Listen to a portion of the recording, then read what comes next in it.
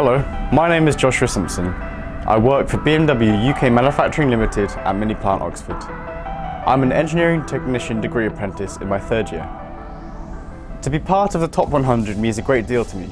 I was so surprised to receive the news and still can't quite believe that I actually won. It certainly feels nice to be recognised for what I've been doing during my apprenticeship.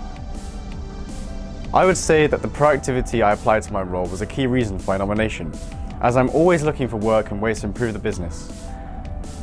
The fact that the almost incomprehensibly complex process behind producing a vehicle is possible, and that I'm able to contribute to the company behind it, inspires me every day. I would say my grandfather and father have been big inspirations for my manufacturing career, as they are both engineers themselves, and also my mum for her unbeatable work ethic. The biggest challenge so far in my career has been trying to not let COVID-19 have any impact on my apprenticeship, so I can make the most of my learning experience. The biggest change I've seen in manufacturing has been the realization of the importance of sustainability and digitalization. Although there is still a long way to go with these topics, I feel that people are starting to realize the urgency of them.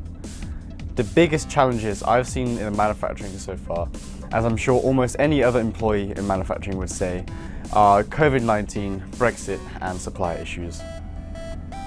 Overall, I would say sustainability is going to be the next biggest challenge to industry, but we should fully embrace it, as it is not a hindrance, but an opportunity. At BMW Group, we're pushing the boundaries of sustainable manufacturing, like with the BMW iVision Circular. I think manufacturing could learn from the technology industry to better integrate digitalization and development methodologies.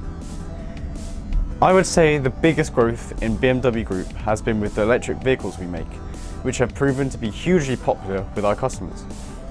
Due to this popularity, we've had to maximize BEV production, which was a significant challenge. The long-term legacy of this current period, I think, will be the newfound importance of flexibility in production, realized efficiency of different working methods, and giving power back to the people.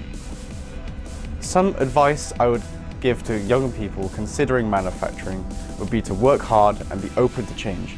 The industry is moving so fast and at the forefront of technology that new, innovative people are needed for businesses to stay competitive.